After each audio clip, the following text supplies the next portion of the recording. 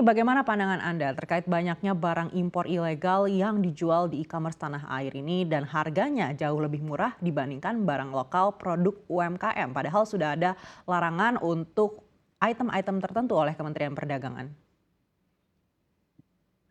Jadi sebenarnya Mbak, permasalahan ini sebenarnya cukup klasik ya. Pertama kita bisa lihat dari beberapa tahun terakhir tidak adanya pengetatan atas barang-barang import yang dijual secara online. Kalau kita merujuk pada data yang ada, ekonomi digital Indonesia tahun lalu sudah mencapai angka 80 miliar US dollar. Dan itu secara total di Southeast Asia itu kurang lebih sekitar 60-70% dari total ekonomi digital yang ada di Southeast Asia.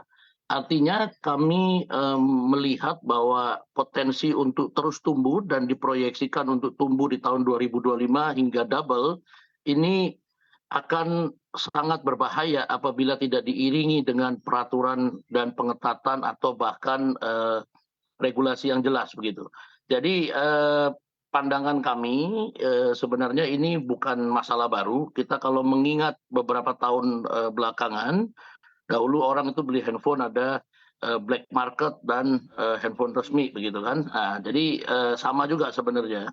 Yang terjadi sekarang ini barang-barang yang dijual itu nyaris tidak mungkin dapat dijual dengan semurah itu apabila mengikuti proses atau prosedur importasi yang benar gitu.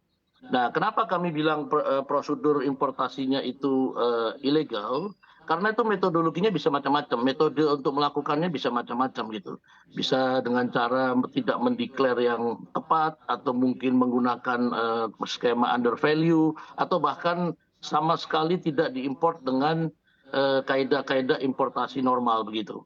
Nah, di sini yang perlu kami soroti Mbak adalah tentunya pertama-tama saya ingin mengapresiasi pemerintah yang tiba-tiba dan terbangun dan sadar ya, dan ingin melakukan pengaturan begitu. Ini tentu hal yang harus kita apresiasi setinggi-tingginya. Karena dengan size of digital economic yang sedemikian besar, apabila tidak diregulasi, maka konsekuensinya tentu akan besar sekali terhadap produsen dalam negeri atau UMKM dalam negeri. Seperti kita semua tahu, UMKM dalam negeri ini memiliki kontribusi yang sangat besar terhadap perekonomian nasional. Ini sekitar 70 dan 80% perekonomian nasional ini UMKM driven. Dan kami pun sepakat untuk melindungi ini, dan kami pun juga sebagai bagian dari UMKM dan sebagai bagian dari masyarakat Indonesia, kami tentu ingin UMKM kita memiliki competitive advantage ya, memiliki daya saing yang lebih begitu. Nah, apabila pertanyaannya sekarang bagaimana bisa barang-barang ini dijual, maka kita harus mendudukkan permasalahan pada porsinya ya. Karena yang kita bicarakan di sini adalah barang import, maka nomor satu harus kita pertanyakan adalah bagaimana proses dan mekanisme importasi barang-barang yang dijual di platform ini. Ini hal yang sebenarnya mudah, tidak terlalu sulit, karena saya lihat arahnya sudah benar. Pemerintah ingin meregulasi platformnya begitu. Nah, maka yang bisa dilakukan adalah nomor satu, mari pemerintah sekarang meregulasi setiap platform yang menjual barang-barang import untuk dapat membantu pemerintah dengan cara memberikan bukti import sellernya gitu. Jadi sellernya sebelum jualan ini harusnya ada requirement atau ada prasyarat bahwa kalau barang itu diperoleh dengan cara importasi, maka harus bisa dibuktikan importnya. Dengan cara ini tentunya multiplier efeknya selain UMKM lebih besar lagi, yaitu akan meningkatkan penerimaan negara begitu Pak. Karena apabila barang itu diimpor secara resmi, maka tentunya ketentuan perpajakannya dibayar secara tepat begitu ya. Baik. Nah, agak sedikit miss adalah apabila mengidentifikasi barang-barang seluruhnya importasi ini adalah ilegal begitu ya.